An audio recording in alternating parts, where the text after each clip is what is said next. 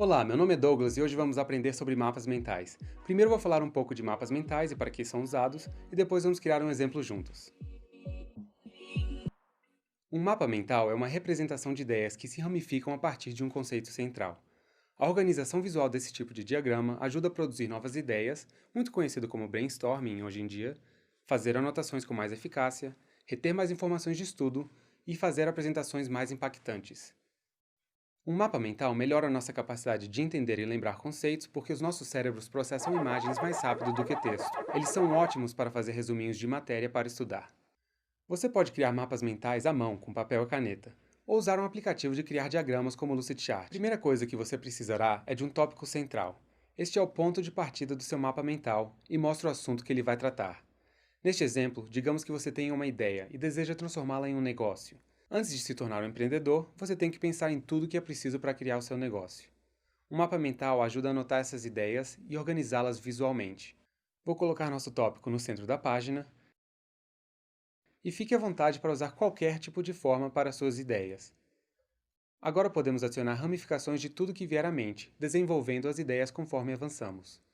Não há ideias certas ou erradas. Comece colocando todas as ideias na página, depois você pode voltar e alterar o que for preciso.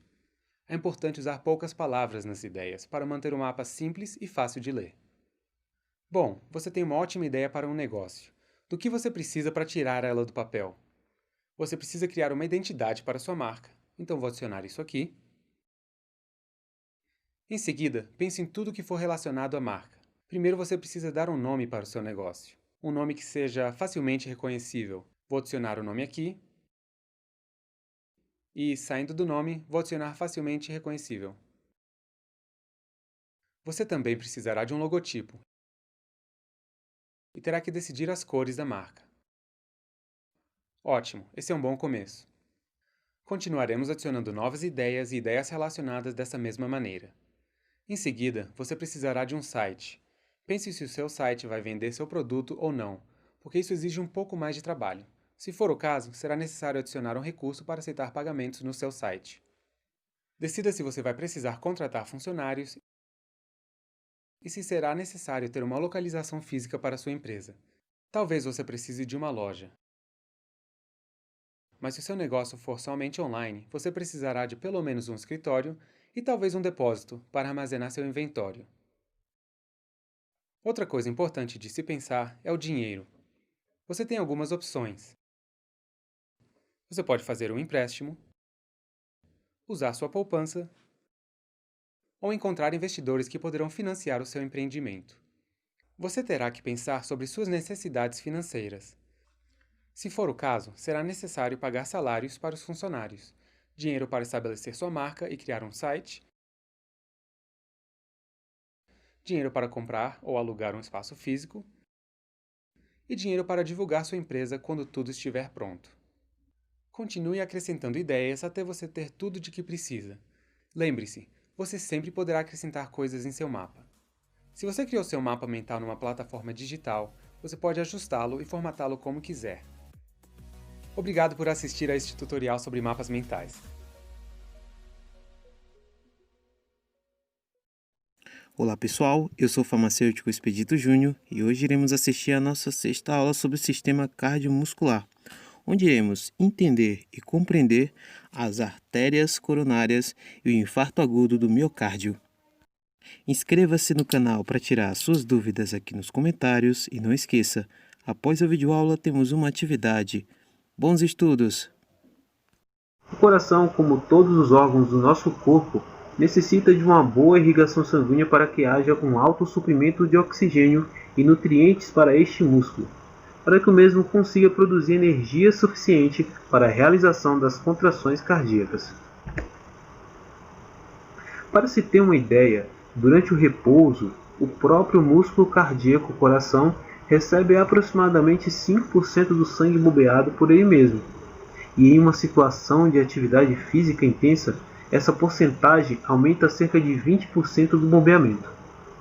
Portanto, os primeiros ramos que saem da aorta, do próprio coração, são direcionados para o próprio coração, para que garanta a irrigação sanguínea do próprio músculo cardíaco. A partir da aorta se origina dois pequenos ramos, que falamos no slide passado. São chamados de artérias coronárias, que são direcionados para o próprio coração. Ele é responsável pela nutrição de sangue, nutrição de nutrientes, de oxigênio para todo o músculo cardíaco. Os ramos cardíacos, ou as arteríolas cardíacas, são divididas em duas partes: a artéria coronariana direita e a artéria coronariana esquerda.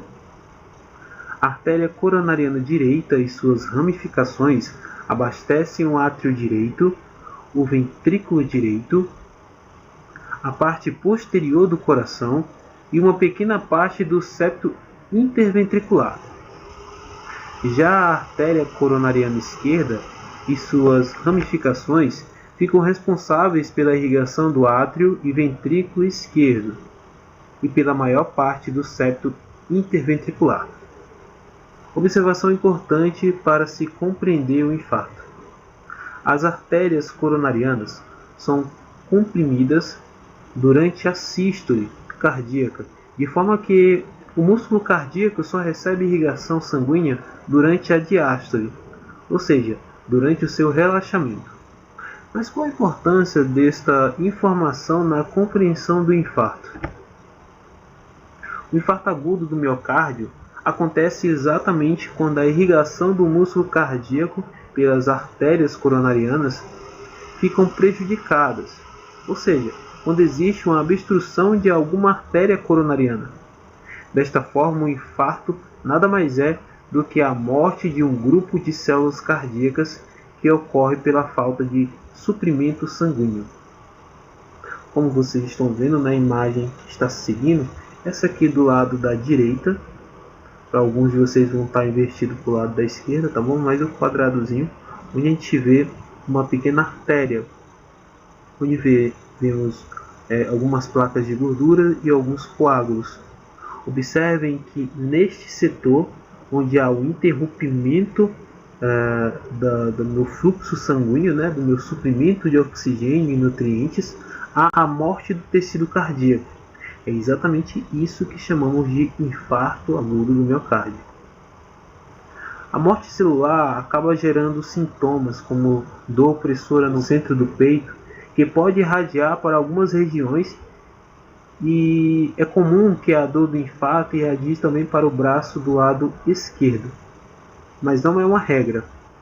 Muitas vezes essa dor também pode irradiar para a mandíbula, estômago ou até mesmo para as costas, sendo a sua causa mais comum uma patologia que causa a obstrução das artérias coronarianas, doença essa chamada de aterosclerose. Como podemos ver também no nosso desenho, esse que está no círculo é uma outra artéria. A gente vê grandes placas de gordura e pequenas placas de coágulo também que obstruem a passagem do fluxo sanguíneo. E a consequência disso é a morte daquela parte do tecido onde essa artéria nutre. A aterosclerose nada mais é que uma doença que leva ao depósito de placas de gordura no interior das artérias. Essas placas de gordura são também chamadas de placas de ateroma. Não vamos nos aprofundar agora nesta doença, mas um pouco mais para frente vamos ter uma aula só sobre doenças cardiomusculares. Os fatores que predispõem o infarto agudo do miocárdio estão relacionados geralmente com a idade, com o tabagismo, com a obesidade, com o diabetes, com os altos níveis de colesterol sanguíneos e os fatores hereditários. Eventualmente, uma pessoa ela pode ter os sintomas do infarto sem que o infarto, ou seja, a morte das células cardíacas, efetivamente tenha acontecido. Este evento é chamado de angina, que geralmente ocorre quando já existe uma obstrução parcial de algumas artérias coronarianas pelas placas de ateromas. O indivíduo que possui esse tipo de patologia, quando em repouso, não sofre nenhum tipo de sintoma, pois o fluxo sanguíneo está baixo. Entretanto, quando este indivíduo é submetido a algum tipo de estresse físico ou mental, a frequência cardíaca e a pressão arterial elas aumentam e demandam de uma grande quantidade de sangue pelo corpo e pelo próprio músculo cardíaco, aumentando este fluxo. Além desse, o estresse mental faz com que as coronárias sofram uma constricção, ou seja, um bloqueio temporário, onde o fluxo sanguíneo em algumas regiões é comprometido, gerando assim os sintomas de infarto. Mas quando a pessoa se acalma, quando ela cessa a atividade física por alguns minutos, essa dor simplesmente desaparece, pois as coronarias, elas relaxam, a frequência cardíaca diminui, a demanda de sangue e do fluxo é restabelecida. Já os sintomas do infarto, fazendo uma comparação, eles não cessam com a diminuição do exercício físico ou até mesmo do estresse quando estamos em repouso, tá bom? Porque já existe uma morte das células cardíacas naquele setor. Há um comprometimento daquela região. A gravidade do infarto ela sempre vai depender do tamanho da coronariana que foi destruída e da extensão da área afetada. Lembrando que se você se deparar com alguma pessoa que tenha esses sintomas, você deve encaminhar essa pessoa imediatamente para um serviço hospitalar, ou seja, para um hospital. E na impossibilidade que você mesmo transporte essa pessoa para o hospital, se deve acionar os números de emergência, o 192, que é o SAMU, e o 193, que é o Corpo de Bombeiros. Eles vão estar direcionando esta pessoa para um sistema mais especializado. E ficamos por aqui, gente. Retome novamente todas as aulas do sistema cardiomuscular para que você consiga compreender este assunto, tá certo? Espero que vocês tenham entendido e bons estudos.